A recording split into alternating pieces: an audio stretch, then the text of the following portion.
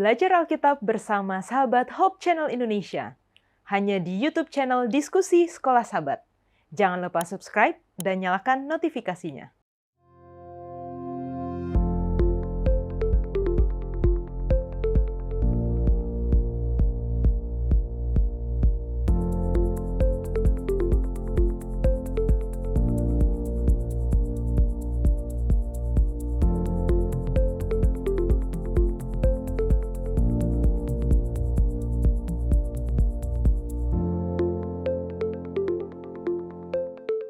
Selamat datang di Diskusi Sekolah Sahabat. Diskusi pembelajaran Alkitab yang mendalam untuk menguatkan iman kepercayaan kita kepada Tuhan. Tanpa terasa kita sudah di akhir pelajaran dari triwulan kedua tahun 2023. Pelajaran ke-13 yang sepanjang triwulan ini kita sudah membahas mengenai 3 pekabaran kosmis. Dan di akhir dari pelajaran ini kita akan membahas mengenai bersinar dengan kemuliaan Allah. Terima kasih bagi pendeta dan juga Emi yang sudah bersedia untuk datang ke studio untuk berdiskusi bersama. Dan kita juga mau menyapa teman-teman yang menyaksikan, terutama dari YouTube channel Diskusi Sekolah Sahabat yang telah menuliskan komentar di YouTube channel kami. Mungkin dari Emi boleh bacakan terlebih dahulu. Oke, jadi ada 3. Yang pertama dari Willis Sui. Pelajaran yang sangat indah, pelajaran yang sangat baik, mantap. Terima kasih semua, Tuhan memberkati usaha dan pelayanan kalian. Salam dari Gereja Ulu, Dusun Sandakan, Sabah. Amin. Amin. Yang kedua dari JV Wiarso. Terima kasih pembahasannya sangat menarik. Pendeta J. Situmorang, mentor saya di Manado. Sering-seringlah undang beliau dalam diskusi Sekolah Sahabat Hope Channel. Amin. Ini makanya kita undang lagi pendeta. Puji Tuhan. Amin. Yang terakhir dari Salimoi Malubi. Shalom and God bless. Amin. Amin. Oke, pendeta boleh silakan. Komentar 2 orang di sini dari Febrin Limbong. Senang ikut belajar Sekolah Sahabat melalui YouTube channel Sekolah Sahabat ini. Tuhan memberkati. Amin. Dan Linda Kehek, terima kasih atas pelajaran yang baik dan berharga. God bless you. Amin. Ada juga dari akun YouTube Gelsel. Thank you very much, Pastor Situmorang dan tim atas penjelasan Sekolah Sahabat. Sangat mengerti. Tuhan Yesus memberkati, sudah jadi berkat dan bertahan dalam pelayanannya. Amin. Amin. Puji Tuhan. Dari akun YouTube Chen Keluarga Besar. Amin. Terima kasih banyak atas pembahasan yang sangat baik dan jelas. Tuhan memberkati. Dan juga dari Nus Malioy. Amin. Puji Tuhan bahwa tayangan atau diskusi Sekolah Sahabat kita ini dapat membantu teman-teman yang menyaksikan, dapat menguatkan iman kita, menambah pengetahuan Alkitab kita, dan kami mengundang teman-teman yang lain kalau merasa terberkati atau mempunyai kesaksian bagaimana tayangan diskusi Sekolah Sahabat ini membantu kalian di dalam baik secara pribadi maupun di dalam keluarga ataupun dalam jemaat. Silahkan tinggalkan komentar kalian dan kita akan membacakannya karena kita senang sekali mendapat kesaksian atau feedback dari teman-teman sekalian. Tentunya di akhir dari pelajaran ke-13 atau pelajaran yang satu set pelajaran yang kita sudah diskusikan selama 3 bulan, pekan depan kita akan memasuki pelajaran yang baru dan kami kembali mengundang teman-teman yang mungkin sulit untuk memiliki buku pelajaran Sekolah Sahabat. Walaupun saat ini kami masih belum memilikinya, tapi kami akan segera mendapatkannya. Dan jikalau teman-teman rindu untuk belajar bersama dengan kami namun tidak punya bukunya, silahkan hubungi kami karena kami akan kirimkan ke tempat Anda masing-masing secara cuma-cuma. Tolong ini jangan hanya untuk diletakkan saja, tetapi benar-benar untuk dipelajari bersama-sama dengan kita di dalam diskusi Sekolah Sahabat, dan semoga ini dapat menjadi berkat bagi sahabat-sahabat diskusi Sekolah Sahabat. Saat ini kita akan mempelajari mengenai pekabaran 3 malaikat. Pekabaran belas kasihan yang terakhir dari Yesus Kristus sebelum ia datang kembali ke dunia untuk yang kedua kali. Pekabaran ini adalah Injil murni dan sederhana, Injil yang disajikan dalam konteks kebenaran masa kini.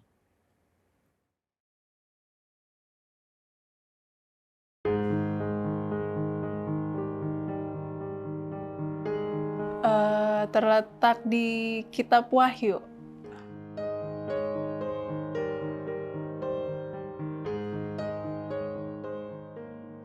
Kalau Kitab Wahyu, nubuatan.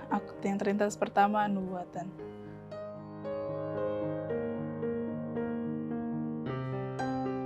Karena Kitab Wahyu itu berisi pesan Allah ataupun amaran dari Allah untuk manusia mengenai masa depan dari dunia ini.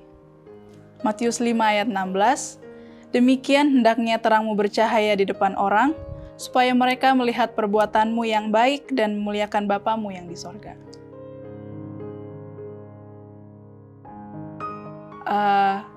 Hendaknya kita dalam kehidupan ini, setiap perbuatan kita dalam hal kecil apapun, memancarkan kalau kita itu adalah anak Tuhan. Tahun 1844 adalah penggenapan nubuatan 2300 petang dan pagi dalam Daniel 8 ayat 14, yang juga merupakan hari kekecewaan besar bagi umat Allah yang menunggu kedatangan. Namun Tuhan tidak meninggalkan dunia tanpa kesaksian tentang kebenarannya. Amos 3 ayat 7, sungguh Tuhan Allah tidak berbuat sesuatu tanpa menyatakan keputusannya kepada hamba-hambanya, para nabi. Itulah sebabnya di tengah-tengah ideologi yang merusak, Tuhan membangkitkan sebuah pergerakan yang seiring waktu berubah menjadi gereja Masehi Advent hari ke-7 dan yang akan memberitakan kebenarannya di zaman terakhir kepada dunia. Pekabaran 3 malaikat. Pekabaran yang membuka mata akan pertentangan besar antara Kristus dan setan yang sudah terjadi dari mulanya, bahkan terus berlangsung sampai sekarang. Pekabaran yang mengajarkan bahwa kehidupan berasal dari kekuatan Tuhan Pencipta yang dalam 6 hari menciptakan kehidupan di bumi dan beristirahat pada hari ke-7. Pekabaran yang menegaskan bahwa Tuhan itu ada dan bahwa 10 perintah Allah tetap menjadi standar penghakiman utama Tuhan dan mengikat seluruh umat manusia. Pekabaran belas kasihan yang terakhir bagi umat manusia sebelum kedatangannya yang kedua kali. 3 pekabaran kosmos.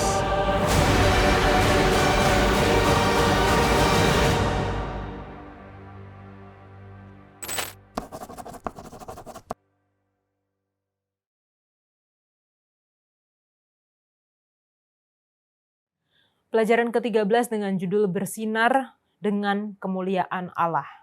Ayat hafalannya terdapat di dalam Wahyu 18 ayat 1.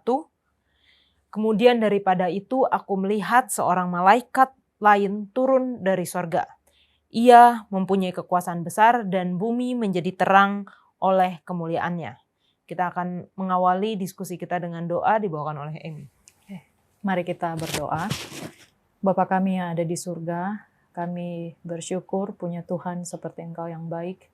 Karena nyata kebaikan-Mu, kami boleh ada dan diberikan kesempatan untuk belajar tentang firman Tuhan.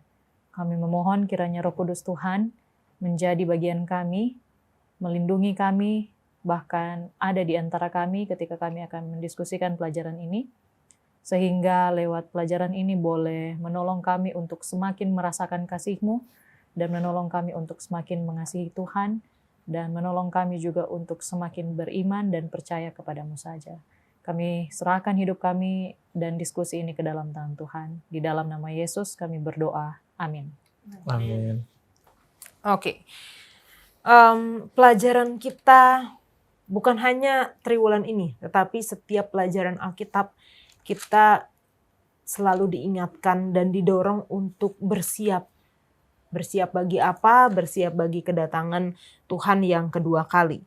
Dan kami telah menanyakan kepada followers dari Instagram Hope Channel Indonesia tentang persiapan. Nah, ini pertama yang kami tanyakan adalah apakah mereka orang yang ngeplan atau suka membuat rencana Atau biasa orang ada juga yang suka mendadak-mendadak. Karena katanya kalau mendadak itu pasti jadi. Kalau udah plan biasanya hanya wacana saja. Dan 71% itu menjawab mereka adalah orang yang ngeplan atau membuat persiapan, membuat rencana. Cukup besar, walaupun ada sepertiga, 29%, hampir sepertiga yang menjawab mendadak pasti jadi. Biasanya kalau liburan gitu ya, atau mau ketemuan, kalau udah di plan-plan, udah direncanakan, banyak gagalnya. Kalau mendadak biasanya jadi.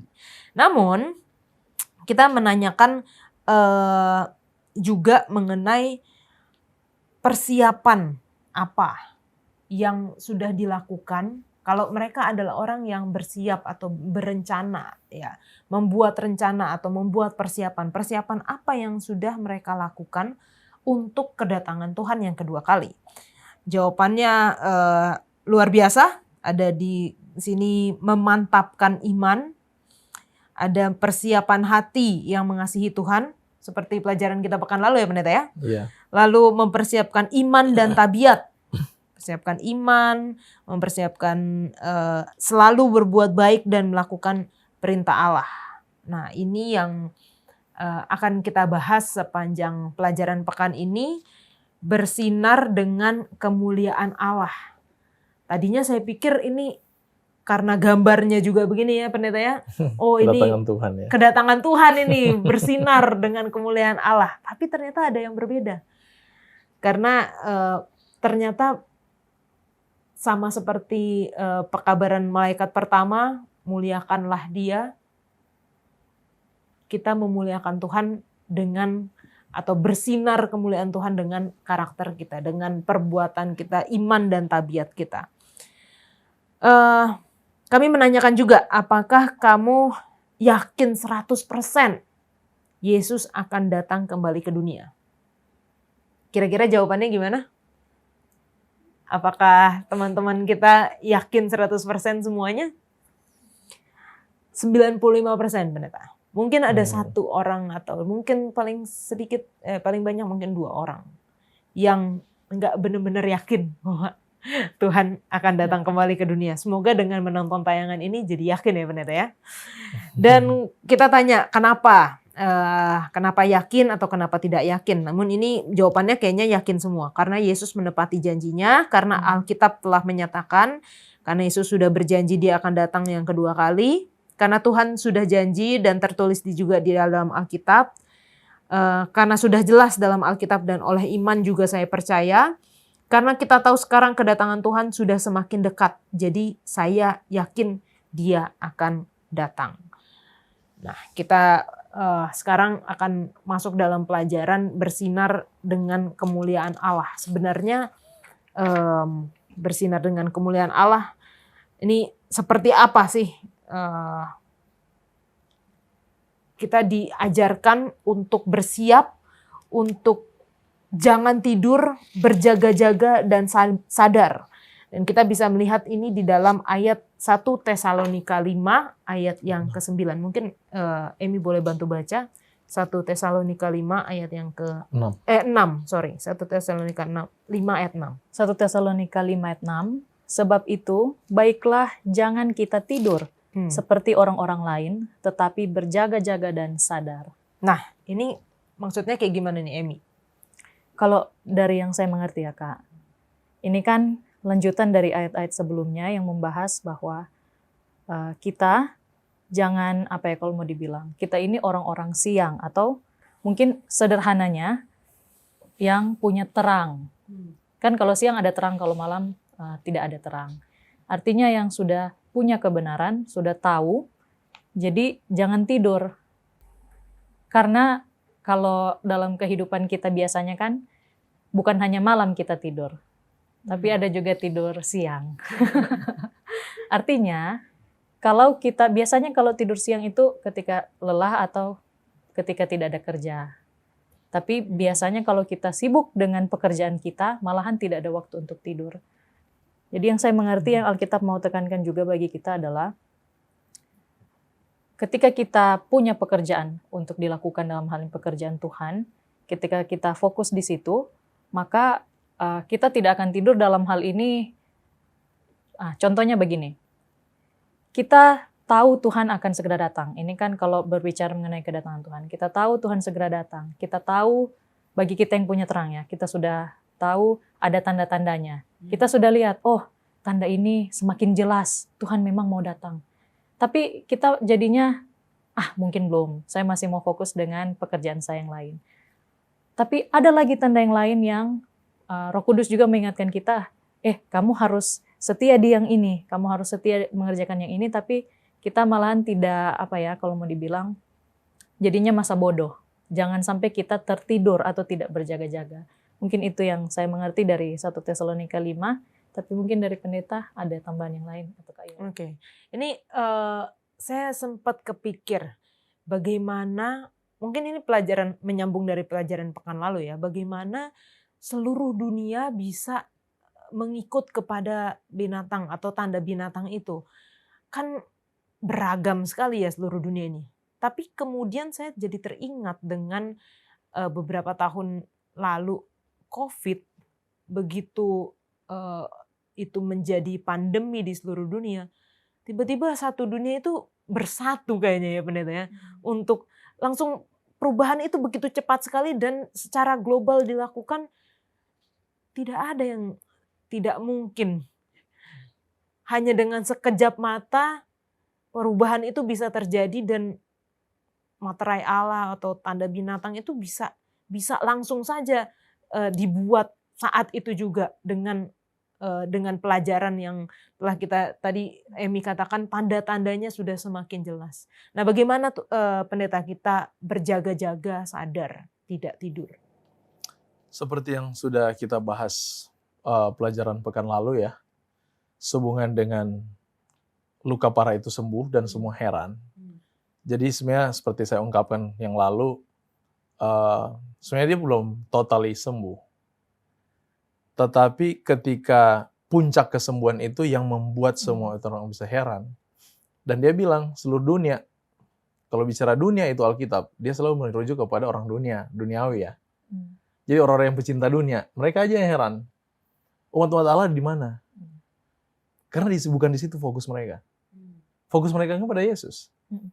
Jadi tidak ada keheranan bagi mereka. Di dalam hal ini, kondisi berjaga-jaga umat ini tetap ada terus.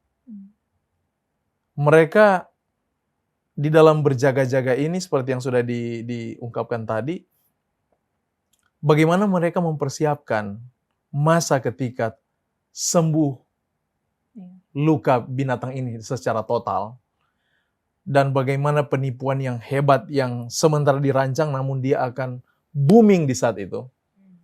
Mereka semua umat Allah sudah alert di situ. Dia udah siap benar-benar. Jadi itulah saya katakan bahwa sebenarnya kekristenan ini sekali lagi ya, ini lifestyle, gaya hidup. Karena tadi sudah disinggung masalah karakter, karena kemuliaan Tuhan itu karakter. Karakter itu gaya hidup. Jadi kalau dia sudah seperti itu, tidak akan mempengaruhinya lagi. Nah, pertanyaan, bagaimana gaya hidup mereka? Tentu saja kalau kita bicara umat Allah, ya saleh. Mereka mengejar kekudusan, seperti ungkapan kitab Ibrani. Kejar kekudusan. Tanpa kekudusan tidak orang melihat Allah. Jadi karakter ini yang ada dengan mereka. Itu yang maksud berjaga-jaga yang dapat saya mengerti juga. Seperti apa yang dikatakan tadi. Namun, saya bisa jelaskan dalam konteks hubungan dengan pekerjaan binatang yang lalu. Yang kita bahas minggu lalu. Kadang banyak orang yang salah fokus kayaknya pendeta. Karena melakukan persiapannya, nanti nggak bisa jual beli. Jadi sekarang persiapan segala sesuatu harus disiapkan supaya nanti kalaupun nggak bisa jual beli masih tetap ada kebutuhan. Atau persiapan nanti kita akan ke gunung-gunung. Saya beli dulu rumah di gunung biar kalau ke gunung saya punya rumah di gunung. Contohnya seperti itu. Nah, mengapa hal-hal ini bisa salah gitu pendeta? Fokus orang-orang Kristen. Jadi sebenarnya di dalam pembelajaran Alkitab, kalau di teologi ada mereka sebut dengan first application dan second application. Kalau first application dia merujuk lebih kepada kontekstual. Second application, ya apa yang dapat saya mengerti sendiri ya. Contoh, di Daniel pasal 12 kan, pengetahuan bertambah. Orang-orang langsung bilang, lah iya teknologi maju kan. Tanpa mereka sadari mereka itu menggunakan apa yang disebut dengan second application. Tapi kalau first application dalam konteks kitab Daniel pasal 12, dia bukan berbicara pengetahuan teknologi, pengetahuan mengenai nubuatan 2300 petangan pagi. Itu first application-nya. Sama lagi jual beli. Dan saya tidak bisa persalahkan juga orang yang katakan, oh nanti kita harus jual beli susah yang tadi diungkapkan kan tadi oleh Yola. Itu mereka menggunakan second application. Tapi first application di dalam jual beli kitab Wahyu itu penyembahan. Jadi orang yang tidak menerima tanda binatang itu, mereka tidak dapat menyembah Allah dengan sembarangan. Ada satu undang-undang yang akan mereka buat untuk menawan setiap hati nurani. Karena bicara Babel itu penawanan hati nurani. Ya kan? Jadi kembali ke pertanyaan tadi, mereka salah sebenarnya. Kesalahan yang mereka alami itu yang mungkin mereka lebih berfokus kepada second application-nya bukan dari first application. Atau apa yang ditulis dalam Alkitab, apa yang dimaksudkan secara kontekstual, itu mereka kurang pahami. Dan memang kendala kita manusia ya, itulah untungnya gereja punya sekolah teologi. Ada orang-orang khusus yang disekolahkan di sana, untuk memahami bagaimana cara belajarnya. Mungkin begitu Yola yang bisa saya mengerti. Jadi persiapan kita adalah seperti yang pendeta katakan tadi, lifestyle, gaya hidup yang kita lakukan atau kita latih hari demi hari ya pendeta ya. Oke, teman-teman jangan kemana-mana karena kita akan kembali lagi setelah yang satu ini.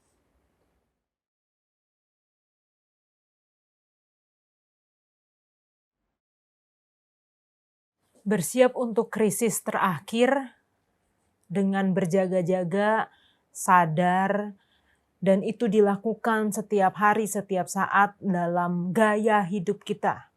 Gaya hidup yang mengasihi Tuhan. Bagaimana kita bisa mengasihi sosok yang tidak kelihatan kalau kita nggak mengenal ya pendeta ya. Dan salah satu cara untuk mengenal Tuhan adalah melalui firman-Nya. Melalui Alkitab. Ini saya pernah sempat terpikir seperti ini pendeta. Kalau Alkitab itu hanya satu, seluruh orang Kristen menggunakan satu Alkitab yang sama. Berbeda dengan mungkin agama lain yang mempunyai kitab suci yang berbeda. Tapi Kristen itu hanya satu. Tapi kenapa denominasinya banyak sekali pendeta? Dan kita tanyakan juga kepada teman-teman Instagram Hope Channel Indonesia, mereka berpikir harusnya dengan satu Alkitab hanya ada satu denominasi Kristen juga. 81% setuju akan hal itu. Gimana pendeta?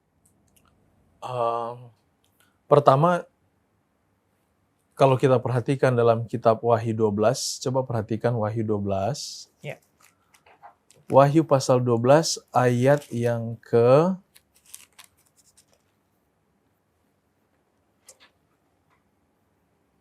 17. Maka marahlah naga itu kepada perempuan itu, lalu pergi memerangi keturunannya yang lain, yang menuruti hukum-hukum Allah dan memiliki kesaksian Yesus. Ada kata keturunan yang lain di sana. Ya kan? Baru itu Wahyu pasal 17. Wahyu pasal 17 di ayatnya yang ke-5. Dan pada dahinya tertulis suatu nama, suatu rahasia, Babel besar, ibu dari wanita-wanita. Pelacur. Di dalam konteks Wahyu kan wanita-wanita itu kalau bicara Alkitab, kitab Efesus, wanita itu menggambarkan Kristen. Hmm. Sekarang pelacur. Dan Wahyu pasal 17, dia ibu dari wanita-wanita. Artinya, kalau saya terjemahkan, kekristenan yang melacur dalam hal ini, dalam konteks rohani, dia memiliki ajaran-ajaran manusia yang dijadikan sebagai ajaran-ajaran Tuhan. Nah, itu maksudnya melacur. Dia pernah kawin dengan Yesus, tetapi yang dia hidupkan sesuatu yang lain. Artinya sesuatu yang datang dari dunia ini. Tapi dia disebut sebagai wanita, gereja. Jadi pertanyaan tadi, pertama, memenuhi nubuatan ini. Kalau tidak ada demikian, nubuatan ini nggak ada. Nggak salah, jadi salah dong, ya kan? Dan yang kedua, doa Yesus di dalam Matius 11. Coba perhatikan. Buka dengan saya, Matius pasal 11, ayat 25. Coba tolong baca, mungkin. Ayat 25. Pada waktu itu berkatalah Yesus, Aku bersyukur kepadamu Bapa, Tuhan langit dan bumi, karena semuanya itu Engkau sembunyikan bagi orang bijak dan orang pandai, tetapi Engkau nyatakan kepada orang kecil. Ini doa Yesus loh. Semuanya yang mana? Mengenai kebenaran-kebenaran. Itu Tuhan katakan sendiri, itu doa dia. Puji nama Tuhan, pujilah Engkau Bapa, karena itu Engkau sembunyikan dari orang bijak dan pandai. Artinya, kalau kita belajar Alkitab, jangan kita belajar dengan kepandaian dan dengan kebijakan. Kita perlu mempelajari itu dengan kerendahan. Itu artinya orang kecil. Yang berbahaya kalau kita belajar hanya untuk pengetahuan.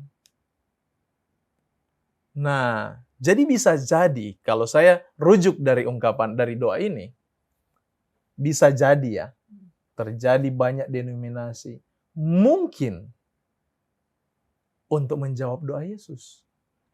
Ada mereka belajar bukan berdasarkan mencari Tuhan dengan segenap hati, tapi berdasarkan kepandaian dan juga berdasarkan apa dia bilang? Kebijakan. Dari hikmat manusia itu sendiri. Dan membentuk. Saya tidak mengajak saudara-saudara sekalian untuk menghakimi motif pembelajaran orang lain. Tetapi dari hal ini kita temui bahwa nubuatan itu tidak pernah salah. Dan doa Yesus di dalam mengajak umat untuk belajar bagaimana cara belajar yang benar. Itu sangat jelas. Di mana kita perlu pelajari. Seperti sekolah sahabat ini, kita pun harus belajar. Bukan karena saya pintar. Tapi bagaimana saya ingin mengenal juru selamat saya. Mungkin itu motivasi yang perlu kita mengerti. Pendeta, jadi saya tertarik dari pendeta punya penjelasan tadi, bahwa kita perlu belajar Alkitab. Bagaimana kalau begitu pendeta, kalau di sisi saya kan orang awam. Apakah saya harus sekolah teologi baru bisa belajar Alkitab, atau adakah cara yang bisa kita semua lakukan dalam mempelajari pelajaran Alkitab yang baik? Karena jangan sampai, saya tidak tahu kalau Kak Yola, kalau pendeta, tapi saya pernah ada di titik di mana saya malas akhirnya baca Alkitab. Tidak mau lagi, karena tidak mengerti. Atau bagaimana cara supaya itu tidak terjadi, rasa malas itu, atau sebaliknya, malahan senang baca, suka baca, tapi akhirnya salah mengerti. Kira-kira menurut pendeta bagaimana? Bagaimana cara belajar? Terima kasih. Sehubungan dengan pengalaman yang pertanyaannya begini, apakah Alkitab ini disiapkan untuk para scholar, teolog? Tidak. Alkitab ini diberikan untuk semua orang yang rindu mencari Tuhan. Kenapa ada teologia? Saya juga duduk di teologia, belajar teologia. Tahu apa yang saya dapati di pelajaran di meja belajar itu? Hanya belajar secara sistematis.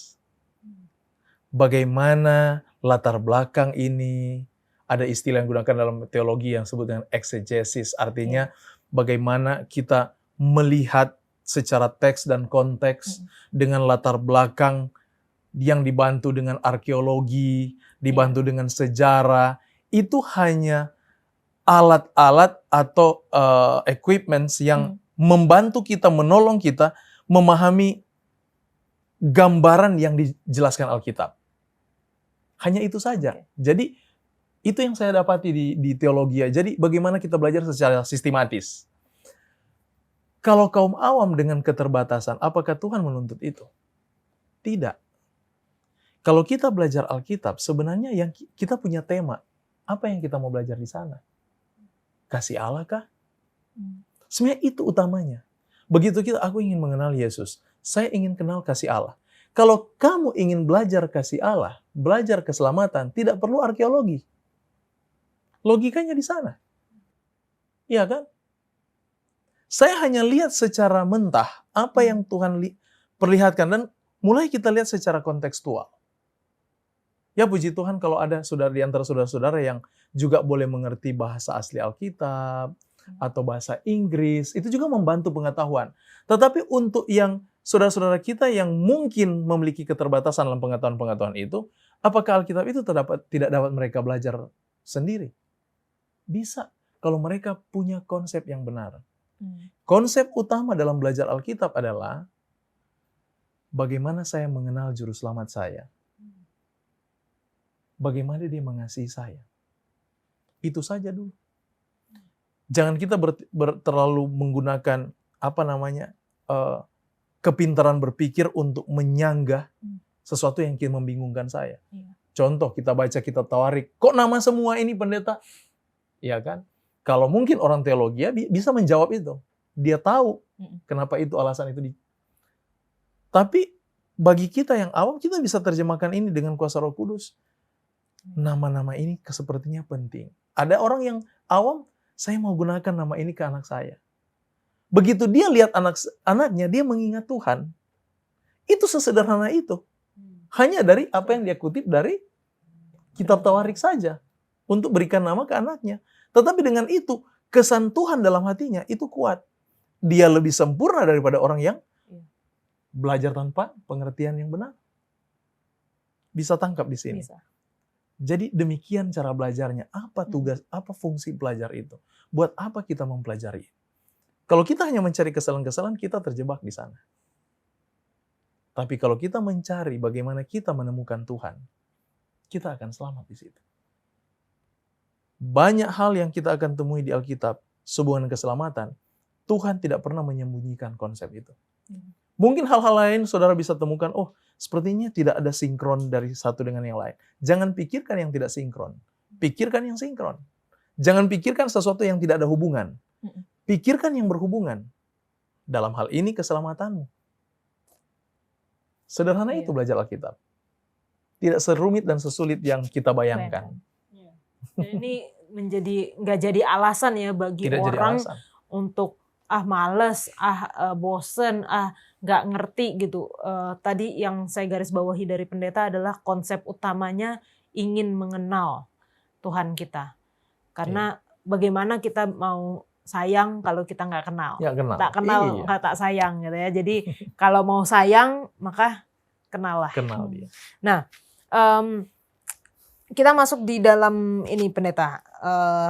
Bumi disinari dengan kemuliaan. Nah, tadi kan di awal juga sudah kita bahas bahwa terang kemuliaan itu dari karakter. Di pelajaran hari Selasa dikatakan 3 malaikat dalam Wahyu 14 bergabung dengan malaikat keempat dalam Wahyu 18. Malaikat ini memberikan kuasa kepada pemberitaan ketiga malaikat agar bumi disinari dengan kemuliaan. Gambaran di malaikat di Wahyu 18 ini apa yang Alkitab katakan, dan fitur-fiturnya kita dapat lihat dia turun dari surga, lalu memiliki atau mempunyai kekuasaan besar, lalu bumi menjadi terang. Pendeta mungkin bisa jelaskan mengenai malaikat keempat ini, pendeta. Karena kan selama ini kita belajarnya 3 malaikat. Sebenarnya kalau bicara malaikat, evangelion, ya kan? Atau malak, itu pembawa kabar baik. Jadi kalau kita terjemahkan mentah, saya katakan mentah ya, dia membawa kabar baik yang sangat hebat, yang mempengaruhi bumi. Dan kabar baik ini, apa yang disampaikan 3 malaikat sebelumnya. Jadi dia tidak akan membawa kabar yang lain, tapi memperkukuh apa yang sudah disampaikan. Apa yang sudah dibawakan oleh ketiga malaikat sebelumnya. Yang kita tahu, pekabaran ketiga malaikat ini adalah obat untuk mengalahkan penipuan binatang Wahyu pasal 13. Iya kan? Ada Injil kekal di sana, ada apalagi penyembahan yang benar di sana, Allah yang benar dan ini yang memperkuat. Dia punya terang itu bersinar. Yesus bicara terang itu di dalam kitab Matius. Coba buka dengan saya dalam kitab Matius pasal yang ke-5.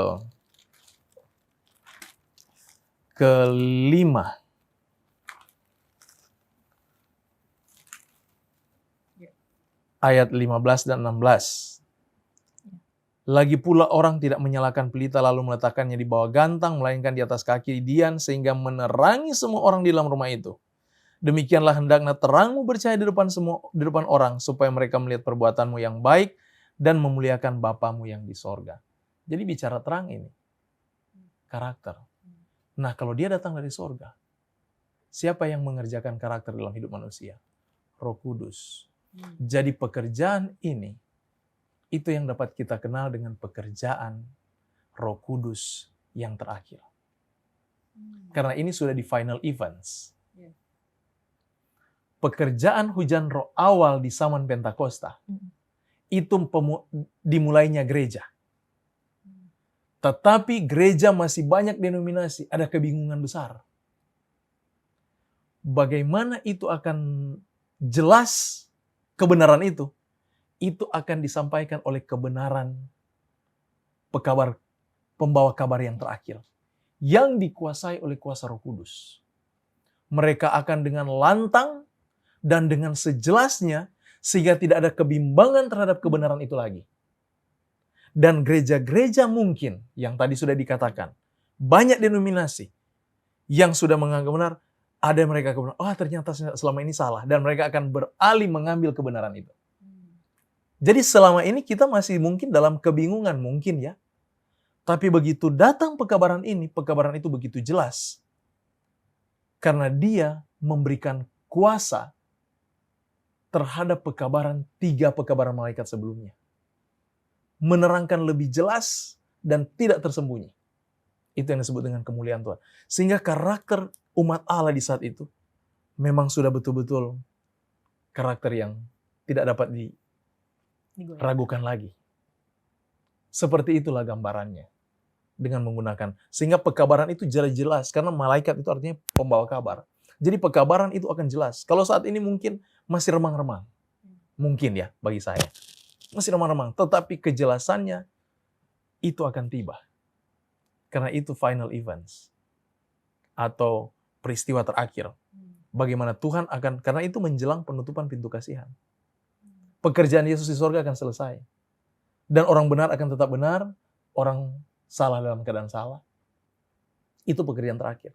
Panggilan rahmat terakhir di dalam pekerjaan malaikat ini. Oke, Pendeta, apakah ini ada hubungannya dengan penyatuan denominasi gereja-gereja? Karena saya mendengar akhir-akhir ini kayak oikumene atau bagaimana kita harus semua gereja itu menjadi satu. Apakah ada hubungannya, Pendeta? Pekerjaan penyatuan itu bukan datang dari kuasa manusia. Ingat baik-baik. Oikumene itu datang dari kuasa manusia. Tapi kalau kuasa Roh Kudus, itu tanpa disadari. Itu invisible, sesuatu yang tidak kelihatan. Tetapi mereka semua menjadi satu roh. Tanpa diperintah. Mereka akan bersatu dalam terang itu. Dalam kebenaran-kebenaran itu. Kalau oikumene itu hanya persatuan ibadah. Tapi bukan dalam satu karakter. Karena keluar dari oikumene, mereka kembali kepada karakter masing-masing. Tetapi untuk pekerjaan ini, tidak demikian. Dia akan menjadi satu apa yang Alkitab katakan. satu baptisan, satu Tuhan, satu iman. Mereka menjadi satu dalam segala hal. Sehubungan dengan doa Yesus dalam Yohanes pasal 17. Kuasa ini akan ada. Jadi berbeda dengan oikumene. Beda. Oke, thank you Pendeta. Untuk penjelasannya, teman-teman jangan kemana-mana karena kita akan lanjutkan setelah yang satu ini.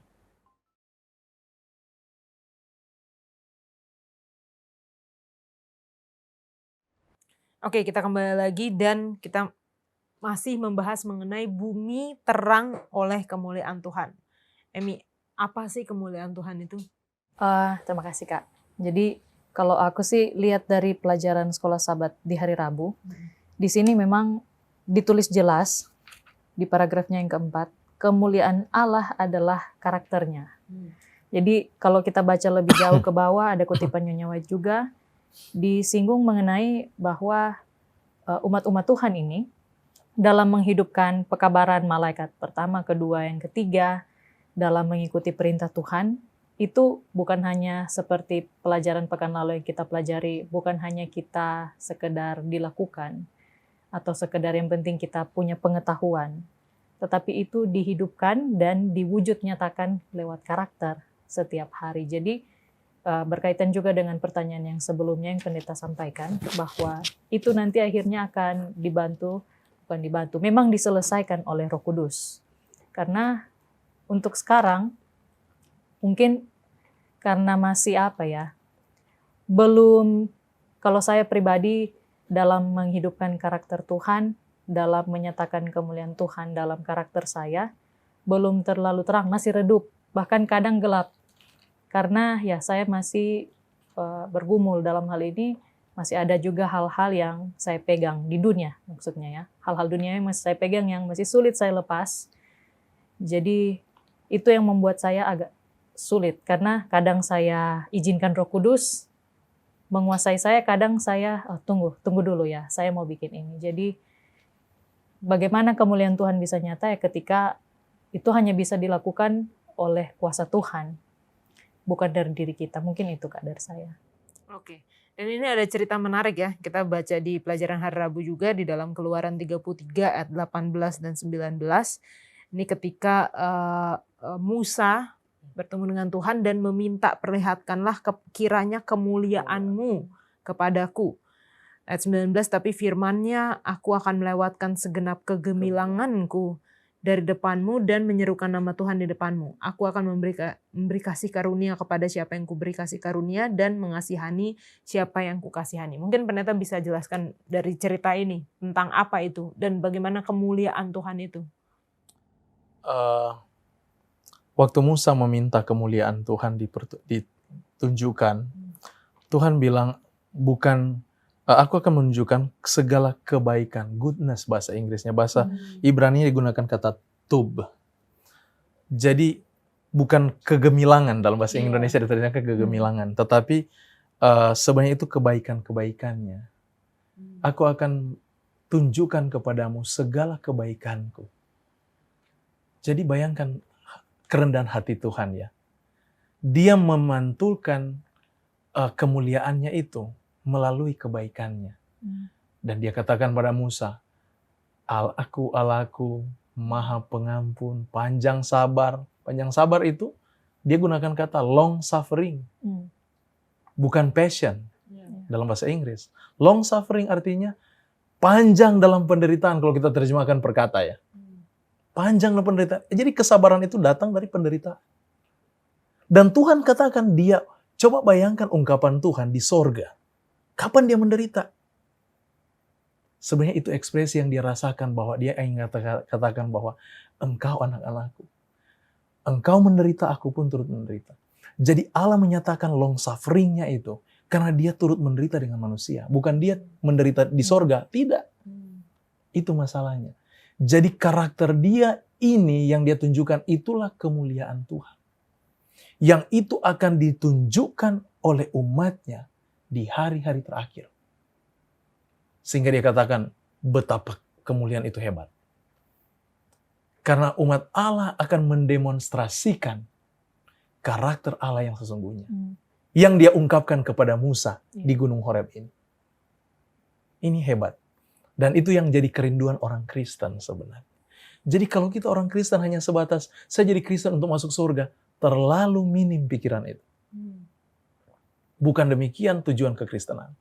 Tujuan kekristenan engkau akan menunjukkan siapa Allah yang engkau sembah. Kalau engkau katakan Allah itu baik, tunjukkan kebaikanmu. Kalau engkau katakan Allah itu maha pengampun, tunjukkan maha pengampunmu. Bukan lagi muncul kata, oh, saya maafkan tapi tidak kedua kali. Itu bukan mengampuni namanya. Karakter siapa yang kamu bawa? Tapi di masa ini dia katakan, nubuatan firman Tuhan dalam kitab Wahyu jelas. Umatnya akan menyatakan 100% kemuliaan Allah. Makanya kita kenal dalam dogma gereja, apa yang disebut dengan pertama, righteousness by faith, pembenaran oleh iman. Baru itu sanctification by faith, penyucian oleh iman. Dan yang terakhir, glorification by faith, kemuliaan oleh iman. Kemuliaan mana? Karakter Allah. Akan sempurna bagi mereka. Makanya karakter ini hari ini perlu kita bentuk itu. Bangun setiap hari. Dan cara membangunnya adalah membentuk hubungan intim dengan Yesus. Karena itu dia punya rumus. Aku tinggal dalam aku, dan aku dalam kamu, kamu akan berbuah. Buah yang mana? Galatia pasal 5. Buah roh. Semua yang baik, semua yang benar. Itu akan menjadi buah mereka. Oke. Nah tadi pendeta sempat sebutkan juga mengenai pekerjaan Roh Kudus. Itu yang akan istilahnya kayak roh hujan akhir ya pendeta. Seperti hujan awal bersama dengan murid-murid Yesus hari Pentakosta. Apakah perubahan karakter itu oleh pekerjaan Roh Kudus atau memang sudah dilatih setiap hari, lalu Roh Kudus ini seperti apa pekerjaannya pendeta? Karena kalau kita lihat murid-murid Yesus ketika mereka ditinggal, misalnya Yesus mati, lalu mereka jadi berpencar-pencar kan, mereka kembali kepada kehidupan mereka, Yesus bangkit, lalu bersama-sama dengan mereka, Yesus naik ke surga, baru mereka di situ berkumpul, berdoa, berpuasa, Roh Kudus turun dan memberikan kuasa yang luar biasa kepada murid-murid. Seperti apa itu nanti di akhir ini, pendeta? Di dalam kitab Efesus, pekerjaan pemeteraian itu, pemeteraian yang mana? Pemeteraian karakter, itu dikerjakan oleh Roh Kudus. Pemeteraian ya pendeta? Iya. Jadi sebenarnya, kalau kita berbicara mengenai ini, coba buka dalam kitab Efesus, ayat 14, dia bilang, Efesus berapa pendeta? 1? Pasal 1. Coba buka dari ayat 13. Ayat 13, tolong baca. Efesus 1 ayat 13. Ayat 13. Iya. Di dalam Dia kamu juga, karena kamu telah mendengar firman kebenaran, yaitu Injil keselamatanmu. Di dalam Dia kamu juga, ketika kamu percaya, dimeteraikan dengan Roh Kudus yang dijanjikannya itu. Perhatikan. Setiap karakter yang benar yang kita hidupkan, itu dimeteraikan oleh Roh Kudus. Sehingga itu jadi tabiat. Jadi pekerjaan pemeteraian tabiat itu, karena Yesus katakan juga dalam kitab Yohanes kan, aku akan memberikan seorang penolong yang lain kepadamu. Penolong bagaimana? Penolong yang sama dengan dia. Kalau saya terjemahkan bebas juga, menggunakan istilah yang kita gunakan ke Yesus sebagai juru selamat, itu tadi yang dikatakan, saya masih bergumul. Sebenarnya di sana kita butuh juru selamat. Juru selamat ini atau manifestasi juru selamat itu Roh Kudus. Roh Kudus ini yang akan menolong kita, membawa kita kepada karakter itu. Dan karakter yang kita pelajari firman Tuhan, kita mau hidupkan, ada kerinduan untuk menghidupkannya. Roh Kudus akan meteraikan itu. Dan itu, karakter itu diperhitungkan nanti. Jadi tidak sia-sia lagi. Karena kita melakukan semua itu berdasarkan Yesus. Karena ada kebenaran pun tidak diperhitungkan. Karena Roh Kudus tidak memeterai di sana. Coba buka dalam kitab Yesaya pasal 30 ayat 1. Ayat 1. Baca pendeta. Ya, silakan baca. Ayat 1. Celakalah anak-anak pemberontak, demikianlah firman Tuhan, yang melaksanakan suatu rancangan yang bukan daripadaku, yang memasuki suatu persekutuan yang bukan oleh dorongan rohku, sehingga dosa mereka bertambah-tambah. Bayangkan, satu persekutuan ibadah pun, Roh Kudus tidak di sana. Itu menjadi celaka, dosa mereka bertambah. Makanya tidak ada sesuatu karakter.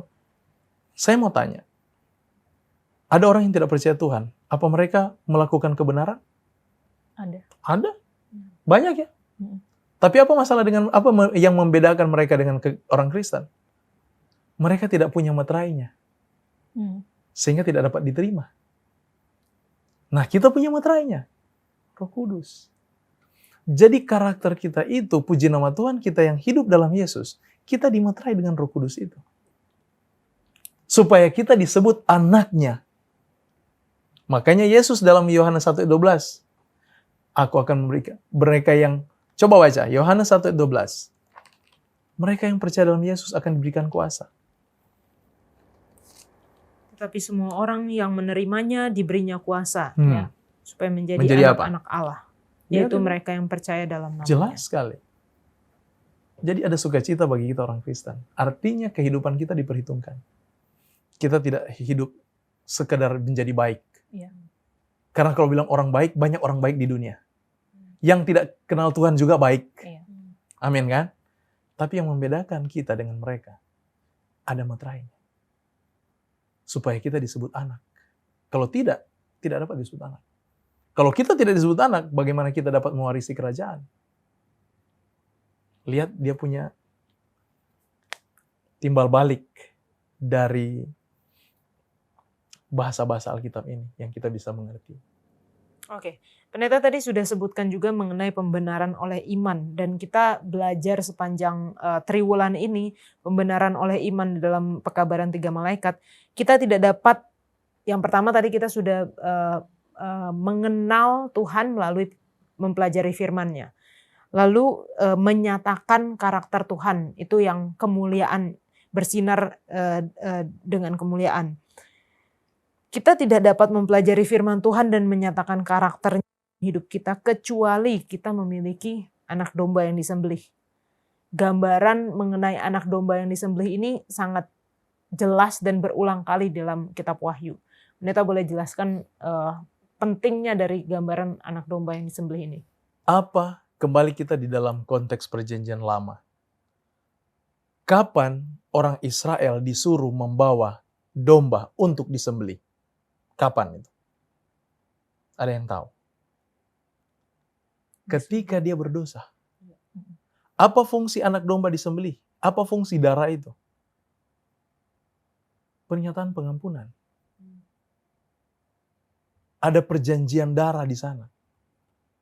Di mana saya katakan, Tuhan, saya tidak akan lakukan ini lagi. Ada perjanjian darah di situ. Jadi begitu datang di dalam konsep perjanjian lama sehubungan dengan apa yang digambarkan di kitab Wahyu tadi. Mereka itu hidup di bawah apa namanya? Dengan bergantung kepada anak domba itu. Artinya, kehidupan mereka, kehidupan yang bertobat. Yang menggantungkan pengampunan itu kepada anak domba yang sesungguhnya, Kristus. Jadi hidup mereka bergantung penuh dengan Yesus.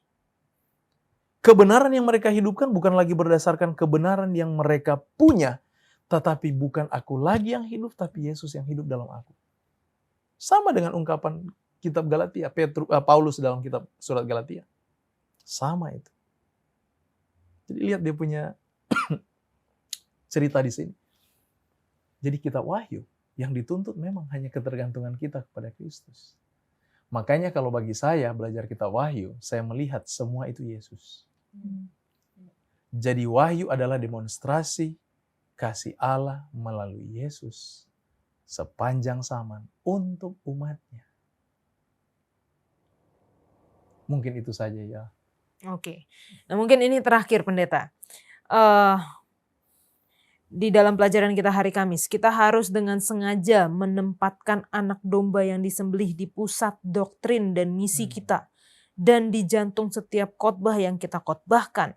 Setiap artikel yang kita tulis, setiap doa yang kita buat, setiap lagu yang kita nyanyikan, setiap pelajaran kitab suci yang kita berikan, dan dalam segala hal yang kita lakukan. Dan ini memang benar bahwa tanpa anak domba itu, tanpa Yesus, kita tidak bisa melakukan segala sesuatu dengan kemampuan kita sendiri. Namun terkadang kita sebagai orang Kristen, terutama Kristen Advent pendeta, kalau kita membawa Yesus, semua denominasi Kristen kan juga membawa Yesus pendeta. Oh kadang-kadang, kalau kita harus tunjukin kita berbeda, kita bawa penyembahan di hari Sabat, penyembahan Allah yang benar di hari Sabat.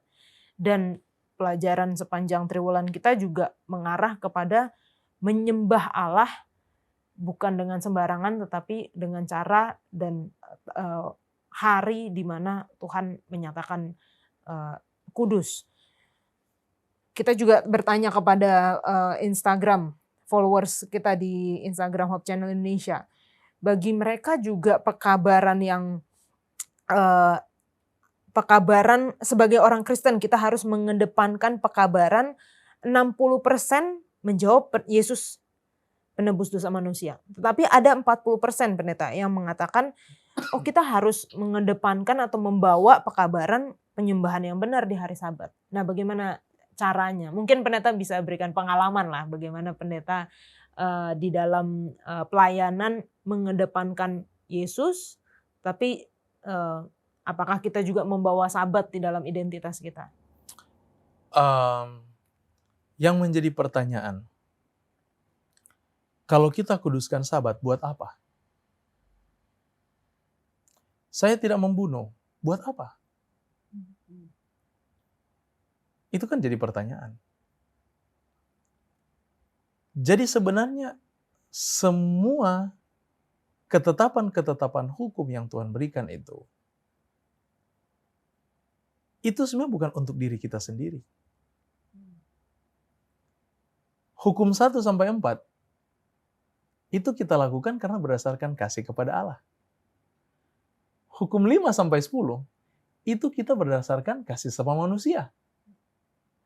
Di mana kasih dirimu? Tidak ada.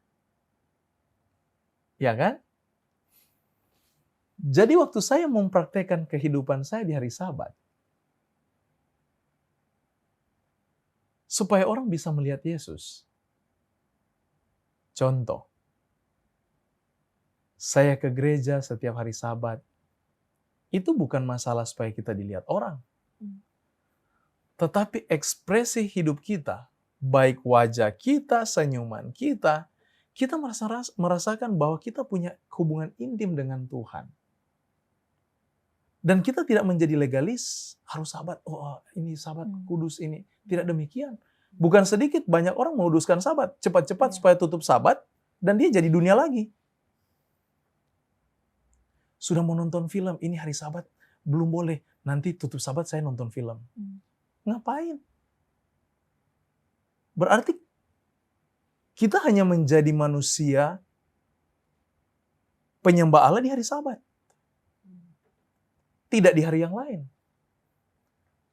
Pertanyaan kembali yang Yola ungkapkan tadi, sebenarnya itu bagaimana cara kita mengedepankan Kristus sementara kita menguduskan Sabat. Iya kan?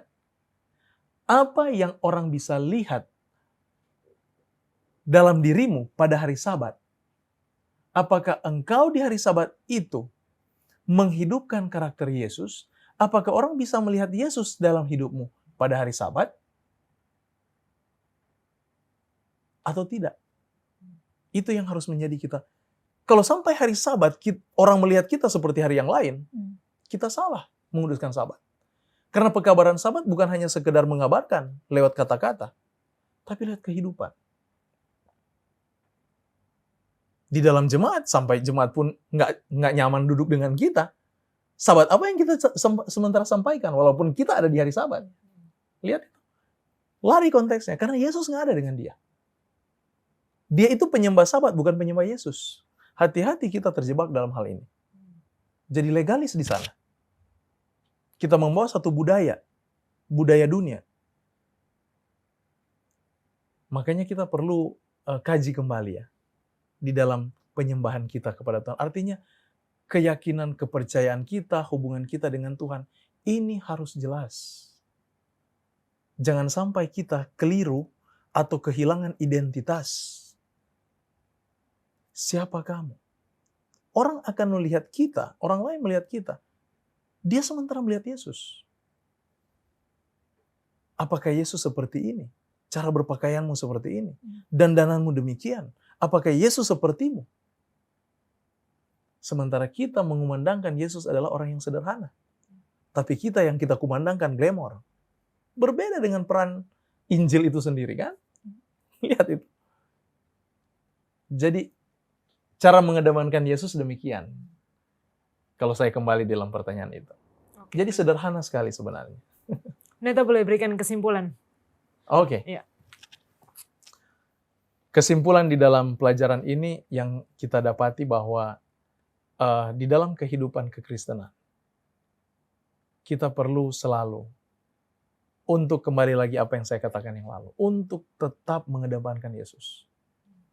Sentral utama firman Tuhan dari Kejadian sampai Wahyu, pekabaran kekristenan, semuanya, semua berfokus kepada Kristus. Orang ingin mengenal Yesus. Sanggupkan orang untuk melihat Yesus dalam hidupmu. Seringkali kita berusaha untuk melihat Yesus di diri orang lain. Kita gagal di sana. Pendeta itu harus begini, harus begitu. Dia orang Advent, minta maaf, mungkin denominasi tersendiri, harus begini, harus begitu ya. Tapi kita nggak pernah melihat apakah orang bisa melihat Yesus dalam hidup kita. Kalau kita gagal melihat Yesus di dalam hidup orang lain, jangan biarkan kegagalan yang sama mereka lihat di dalam hidup kita. Mungkin itu saja yang bisa saya sampaikan di sini.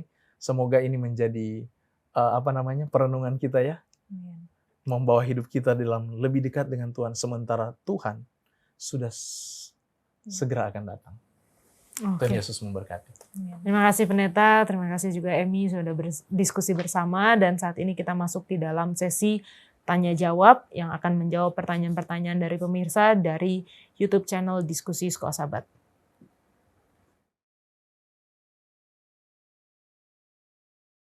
Oke, kita kembali lagi dalam Diskusi Sekolah Sabat sesi tanya jawab bersama dengan Pendeta Julius Hotang. Terima kasih Pendeta sudah bersama-sama dengan kita, dan kita akan menjawab beberapa pertanyaan dari pemirsa yang sudah ditanyakan sebenarnya sudah lama tapi baru bisa kita jawab sekarang, nggak apa-apa. Ini ada dari Frickson Hutapea. Saya ada pertanyaan sesuai dengan pelajaran Sekolah Sabat kita tentang Sabat dan akhir. Ya. Apakah hari Sabat sudah ada sebelum penciptaan?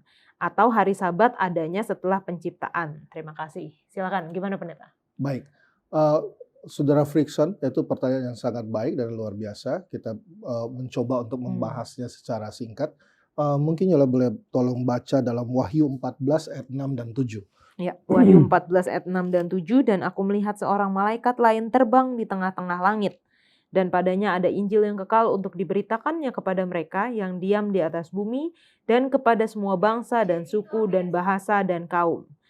Dan ia berseru dengan suara nyaring, takutlah akan Allah dan muliakanlah Dia, karena telah tiba saat penghakimannya, dan sembahlah Dia yang telah menjadikan langit dan bumi dan laut dan semua mata air. Baik. Boleh satu lagi dalam Ya. Yesaya 66 ayat 22 sampai 23. Oke, dalam Yesaya 66 ayat 23 dan 24. Bulan berganti bulan dan sabat berganti sabat, maka seluruh umat manusia akan datang untuk sujud menyembah Tuhan, menyembah di hadapanku, firman Tuhan. Mereka akan keluar dan akan memandangi bangkai orang-orang yang telah memberontak kepadaku. Di situ ulat-ulatnya tidak akan mati dan apinya tidak akan padam. Maka semuanya akan menjadi kengerian bagi segala yang hidup. Baik, terima kasih. Dalam Wahyu 14 ayat 6 dan 7 kita bisa belajar bagaimana bahagian daripada pekabaran malaikat pertama adalah tentang penyembahan kepada Tuhan. Ya. Dan kalau kita lihat di dalam Wahyu, itu menceritakan tentang penyembahan kepada Tuhan, khususnya di dalam Wahyu 5, tentang bagaimana para penghuni surga menyembah kepada Tuhan. Nah, kalau kita lihat juga di dalam Yesaya 66 ayat 22 sampai 23, itu berhubungan dengan waktu yang disebut dengan eternal Sabbath atau waktu di dalam kekekalan Sabat. Nah, kita mau membahas dulu Sabat di luar dari penciptaan. Jadi dengan kata lain, dalam konteks Sabat yang dimaksud di sini adalah waktu kebersamaan kita bersama Tuhan. Dan di surga, hari kita bersama Tuhan itu adalah konteks Sabat, di mana kita memiliki waktu untuk bersamanya, untuk beribadah kepada Tuhan. Jadi kita berbicara tentang Sabat, itu berbicara tentang penyembahan, itu bicara tentang ibadah, mengucap syukur bahwa Tuhan adalah pencipta kita, Dia yang telah memberkati kita, dan oleh karena Dialah dunia dan segala isinya telah ada. Nah, di dalam penciptaan, Tuhan menciptakan juga tentang hari Sabat itu. Dan Keluaran 20 ayat 8-19 itu jelas dalam menghubungkan tentang hubungan Sabat di dalam penciptaan dan dalam Keluaran 28 ayat 11, alasan kita untuk menguduskan hari Sabat secara hari itu adalah konteks peribadatan kepada Tuhan. Jadi yang ingin saya sampaikan adalah Sabat di dunia ini Tuhan menciptakan bagaimana kita mengingat akan pencipta kita, melatih kehidupan kita beribadah kita di dunia ini untuk memiliki waktu bersama dengan Tuhan, dan itu menjadi sebuah persiapan bagi kita untuk Sabat yang sesungguhnya di dalam kerajaan sorga ketika kita bersama-sama dengan Tuhan di dalam kerajaan sorga. Jadi dengan kata lain, melihat kepada Sabat, kita bukan hanya melihat kepada waktu, karena kalau kita berbicara tentang waktu, bisa jadi kita hanya suci dalam satu hari. Tetapi holiness itu, it means the whole day. Kesucian itu adalah seharusnya setiap hari sebagai umat yang menantikan kedatangan Tuhan. Jadi Sabat jelas Alkitab katakan itu adalah hari ketujuh.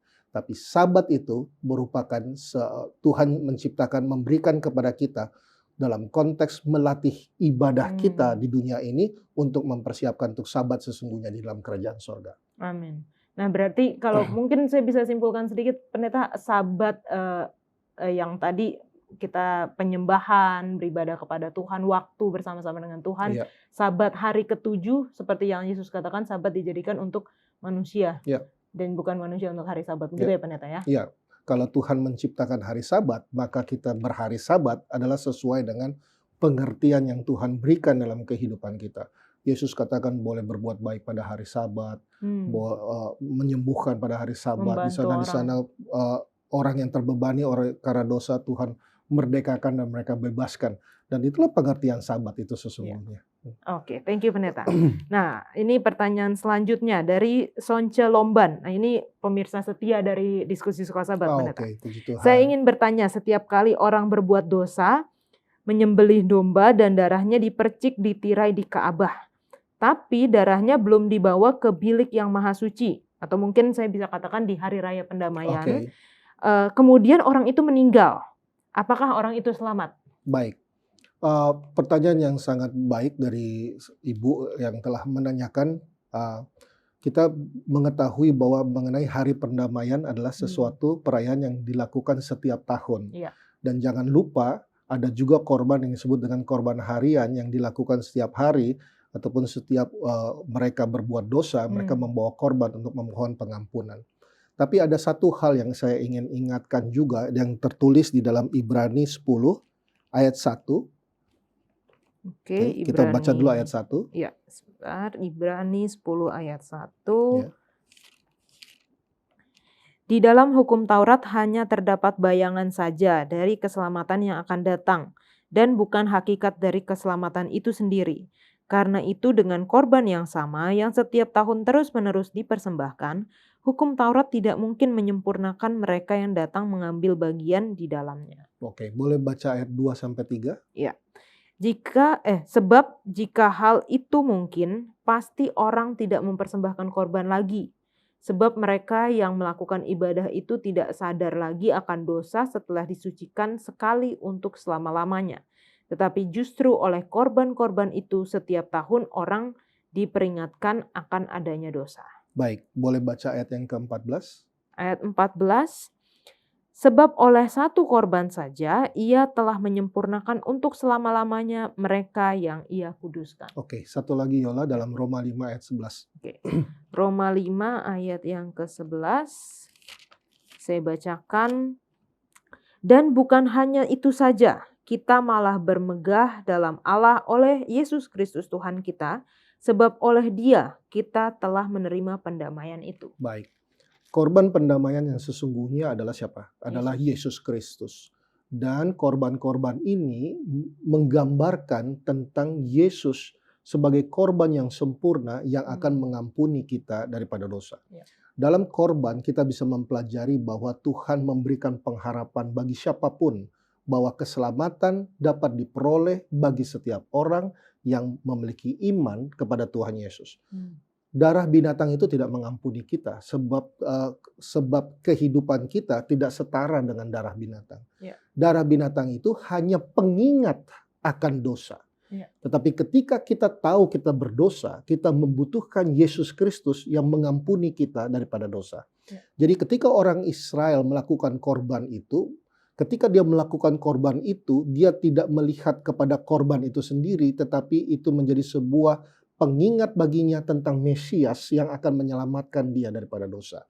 Bagi Tuhan, imannya itu telah cukup menyempurnakan semua korbannya. Sebab korbannya itu sendiri di mata Tuhan bukanlah korban yang sempurna. Karena korban yang sempurna adalah Yesus Kristus itu sendiri.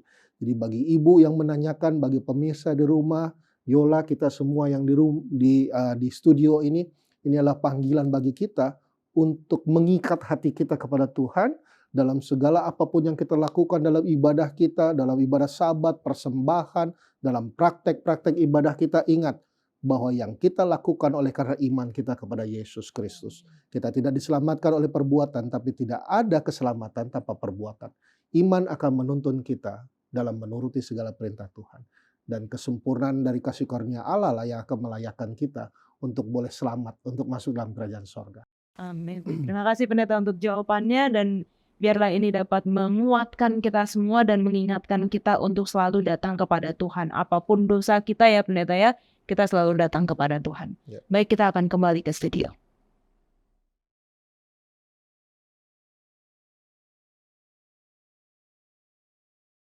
Oke, terima kasih untuk sesi tanya jawab. Kita akan menutup diskusi kita dengan doa yang dibawakan oleh pendeta Situmorang. Baik, kita berdoa. Pemirsa di rumah, kita berdoa semuanya.